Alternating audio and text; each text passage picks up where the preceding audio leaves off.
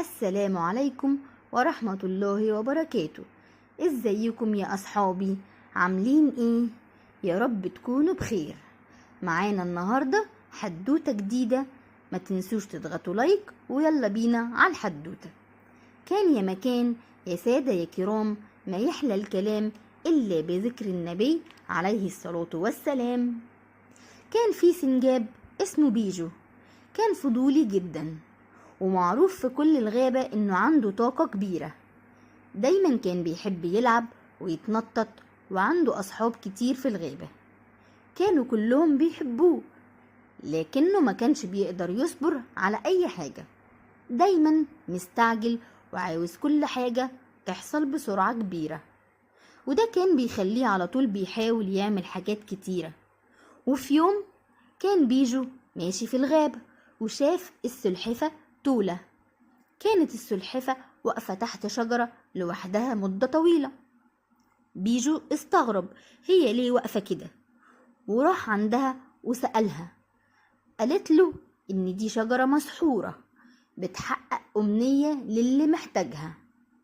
بيجو اتحمس جدا وقال لها إنه عنده أمنيات كتيرة نفسه يحققها، لكن تولة نبهته إن الشجرة بتدي الأمنية اللي الشخص بيطلبها بس بشرط لازم يعملوه، وهو إنهم يكونوا صبورين جدا لحد ما الشجرة تزهر ورودها، وإلا مش هياخدوا أمنيتهم أبدا.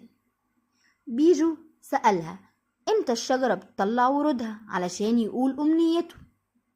تولة قالت له إن محدش يعرف وكل واحد بتزهر له في ميعاده.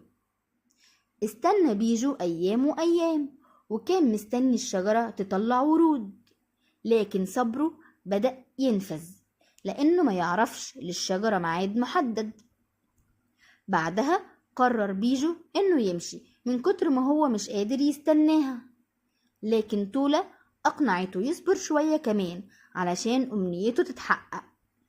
وفعلا بيجو قاوم إحساس الزهق والملل واستنى قدام الشجرة. قعد يتكلم هو وتولة وبقوا أصحاب وما بينهم أقوى صداقة.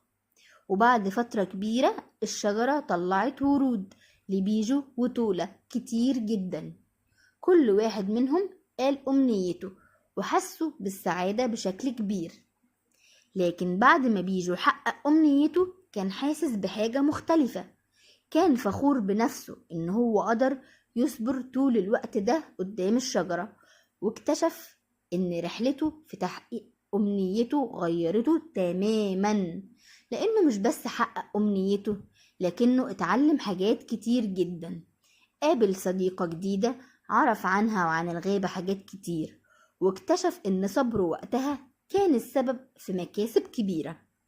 من يومها بيجو بقى صبور جدا لأنه عارف أهمية صبره، وبقت كل حيوانات الغابة بيتعلموا منه ومن حكمته.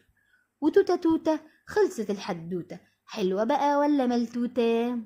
لو عجبتك الحدوتة اضغط اللايك الجميل، وما تنسوش يا أصحابي تعملوا لي فولو، واستنوني في حدوتة جديدة كل يوم، وكمان هستنى رأيكم في الكومنتات. تصبحوا على خير.